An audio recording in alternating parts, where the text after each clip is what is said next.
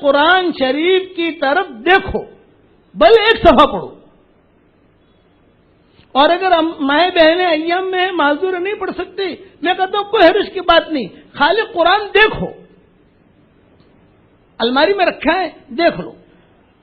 ابن تیمیہ نے لکھا ہے کہ قرآن کی طرف دیکھنا یہ ایسا ہے جیسے اللہ کی طرف دیکھنا.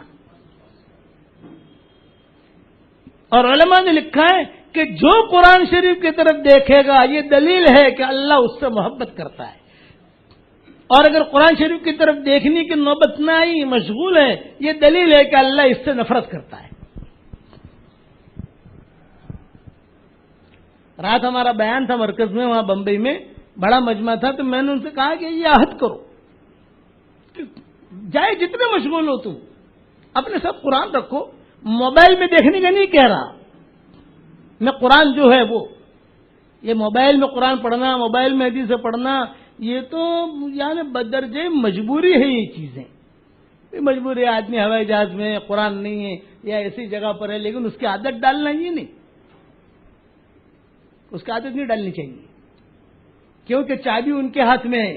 اگر ہمارے نوجوانوں نے اس کی عادت ڈال دی اور یہ ہمارا جو قرآن ہے رسمی قرآن کاغذ میں، اس کی عادت چھوڑ دی، تو خطرہ ہے کہ آگے چل کر کے زیر زبر کی تحریف کریں گے وہ لوگ. ہاں لیکن چابی تو ان کے پاس ہے، چابی ہمارے پاس تو ہے نہیں، اس لیے اس کی عادت نہیں ڈالنی.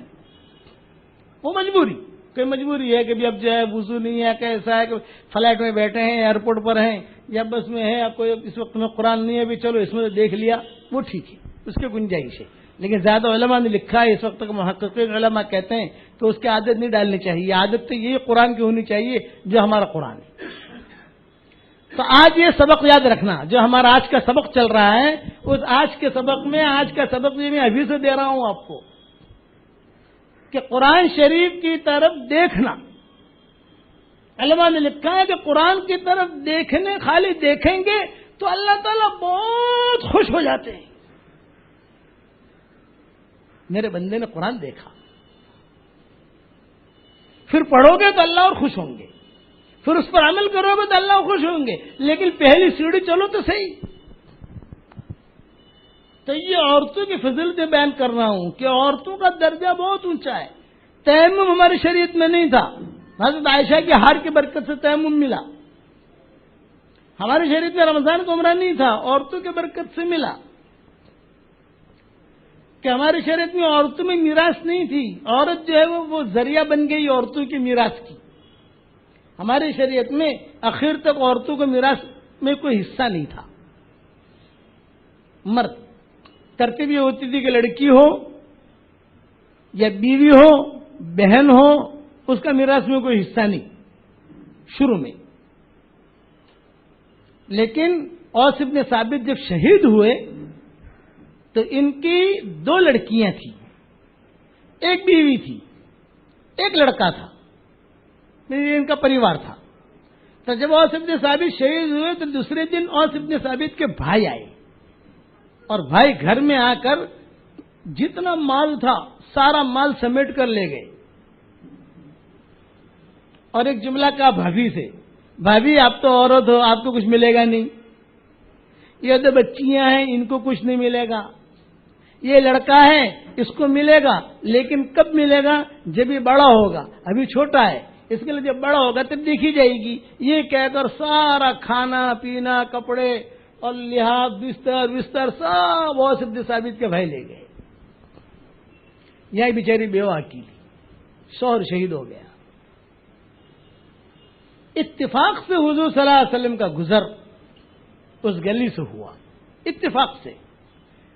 تو آپ صلی اللہ علیہ وسلم جب کسی گلی سے گزرتے تھے تو اس میں بچیاں بچے ایک اعلان کرتے تھے کہ جا رسول اللہ، جا رسول اللہ. ایک جھرمٹ، ایک عید ہوتی تھی کہ جا رسول اللہ، جا رسول اللہ.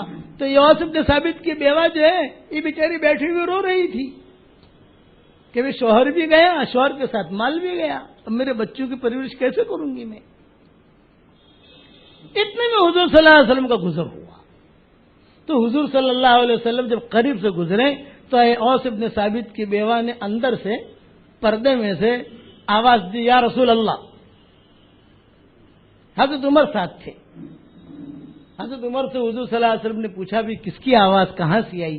کہا حضرت یہ کمرے میں سے آئی ہے. آپ قریب ہوئے اور قریب ہو کر پوچھا کچھ کہنا چاہتی ہو؟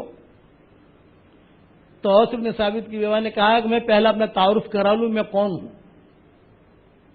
کہا کون ہو تم؟ یہ کہا میں اوس کی بیوی ہوں. آپ نے فرمایا وہ اوس جو کل شہید ہو گئے ہیں؟ میں ہاں انہی کی بیوی ہوں. تو حضور نے تعزیت کی کھڑے کھڑے، اللہ تمہارا اجر بڑھاوے، اللہ تمہاری حفاظت کرے، تمہاری بچوں کا اللہ نگہبان ہو جائے وغیرہ وغیرہ. اچھا کچھ کہنا چاہتی ہو؟ تو اوس بن ثابت کے بیوہ نے بہت ادب سے بات کی. علماء نے لکھا ہے کہ اتنی ادب سے بات شاید کسی عورت نے نہیں کی ہوگی. بہت ادب سے یوں کہا کہ اللہ کے نبی میں کوئی مدد نہیں چاہتی آپ سے، میں آپ کو تکلیف دینا نہیں چاہتی. آپ اللہ کے نبی ہیں، فرشتے آپ کے انتظار میں ہیں، عرش والا آپ کے انتظار میں ہے اور آپ بہت اونچے ہیں.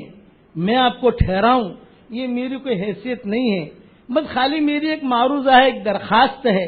وہ اتنا ادب سے بول رہی تھی کہ حضور انٹرسٹ لے کے سن رہے تھے، بور نہیں ہو رہے تھے. جیسے بعض وقت آدمی بولتا ہے تو بور ہوتا ہے آدمی. جب یہ جملہ کہا آپ کا درجہ تو یہ ہے کہ فرشتے بھی آپ کا انتظار کرتے ہیں اور جبریل بھی آپ کا انتظار کرتا ہے، عرش والا بھی آپ کا انتظار کرتا ہے. اللہ نے آپ کو وہ درجہ دیا ہے. اب میں آپ کو میرے گھر کے سامنے کھڑا رکھوں یہ تو مجھے شرم آتی ہے، لیکن میری ایک معمولی سی اگر میری مدد ہو جائے. آپ نے فرمایا اہلاً و سہلاً اہلاً و سہلاً. ہاں بتاؤ کیا چاہتی ہو؟ یہ کہا میرا شوہر تو شہید ہو گیا اور اوس کے بھائی آئے تھے اور بھائیوں نے آ کر سارا گھر کا مال وہ لے گئے. کوئی حرج کی بات نہیں حضرت، اور یہ کہہ گئے کہ بچیاں ہیں انہیں کچھ نہیں ملے گا، تم بیوہ ہو عورت ہو تمہیں کچھ نہیں ملے گا، لڑکے کو ملے گا لیکن کب ملے گا جب لڑکا بڑا ہوگا، ابھی تو لڑکا چھوٹا ہے. یہ کہہ کر سارا مال لے گئے. حضرت میری خالی اتنی درخواست ہے کہ اگر ان کے بھائیوں کا بھی اتنا سمجھا دیں کہ جہاں سب چیزیں لے گئے ہیں تو ساتھ میں یہ 2 لڑکیاں بھی لے جاویں،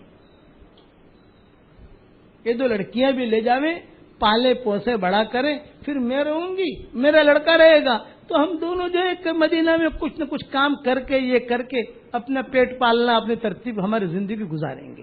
تو حضور نے جب یہ سنا تو روایتوں میں آتا ہے کہ حضور وہی کھڑے کھڑے ہچکیاں مار کر رونے لگے، وہی کھڑے کھڑے. اور حضور نے ایک جواب دیا.